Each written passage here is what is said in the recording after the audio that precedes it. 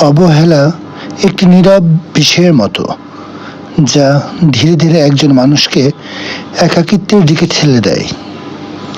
এই গল্পের কেন্দ্রবিন্দুতে রয়েছে আরিফ, একসময় যার চারিপাশে অনেক মানুষ ছিল, বন্ধু, পরিবার, সহকর্মী। কিন্তু সময়ের সাথে সাথেই বুঝতে পারে যত্ন আর ভালোবাসার অভাবে মানুষ কেমন ধীরে ধীরে একা হয়ে যায়। সবই হচ্ছে অবহেলার দেয়াল। আরিফ ছোটবেলা থেকেই প্রাণবন্ত ছিল। বন্ধুদের আড্ডা, পরিবারের ভালোবাসা, সহকর্মীদের সম্মান সবই ছিল তার জীবনের অংশ।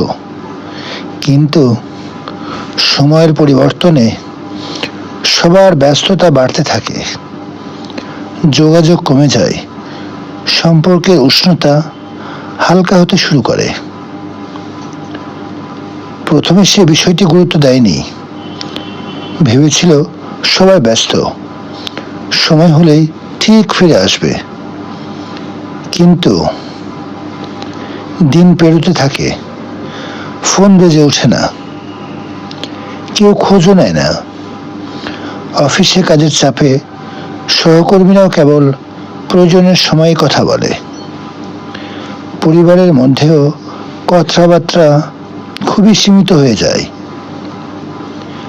একদিন আরিফ বুঝতে পারে সে আসলেই একা।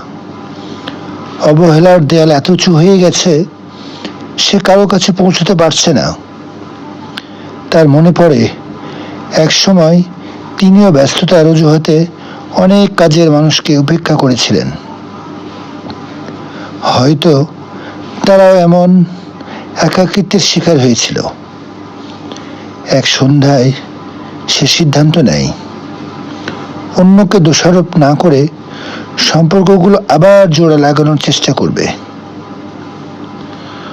পুরনো বন্ধুদের খোঁজ নেয়, পরিবারের সাথে সময় কাটাতে শুরু করে, সহকর্মীদের প্রতি আন্তরিক হয়। ধীরে ধীরে তার চারিপাশের শূন্যতা কমতে থাকে।